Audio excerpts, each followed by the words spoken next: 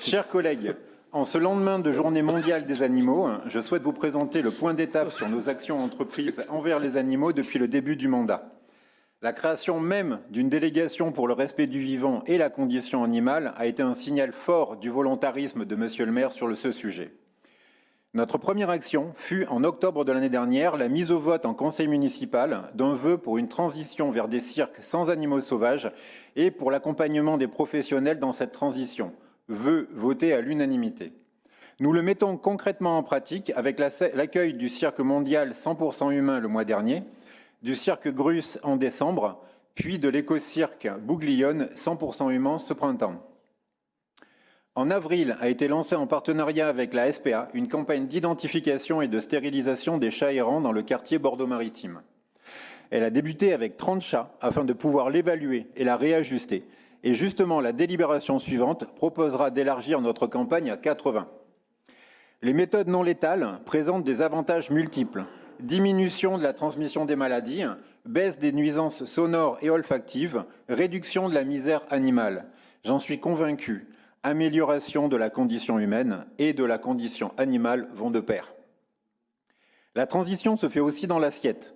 Depuis cette année scolaire, une alternative végétarienne quotidienne sans viande ni poisson est proposée dans les cantines. Un repas végétarien est par ailleurs proposé à tous les enfants une fois par semaine. Et comme nous nous y étions engagés, l'introduction du second repas végétarien pour toutes et tous se fera au fil de l'eau pendant l'année 2022. Le parc bordelais accueille une population historique de lapins.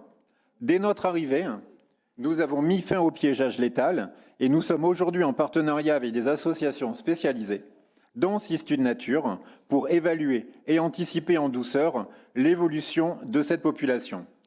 De plus, pour assurer les propriétaires d'animaux domestiques, nous proposons une carte d'urgence. Glissée dans son portefeuille, elle permet au secours d'être informé de la présence d'un animal domestique à son domicile. Une mesure simple, rassurante et bientôt disponible dans les mairies de quartier. Nous voulons poursuivre cet effort en mettant les Bordelais au cœur de l'action municipale. Nous lancerons sous peu une consultation leur permettant d'exprimer leur avis et priorités sur la place des animaux en ville. Ce sera le préalable à la mise en place d'assises sur la question. Je souligne aussi que je suis loin d'être isolé dans cette délégation en faveur de la condition animale. C'est bien une politique transverse dans laquelle toute l'équipe municipale est intégralement impliquée et qui concerne chaque quartier. Pour revenir à notre délibération, je propose de subventionner à hauteur de 1 500 € chacune 2 associations bien connues qui œuvrent pour la protection des animaux, la LPO Aquitaine et Croquettes et Macadam. Et je conclurai en citant ce retour citoyen que nous avons reçu la semaine dernière. Tout à l'heure, au jardin public, j'ai eu le plaisir de voir 2 agents de police et leurs chevaux.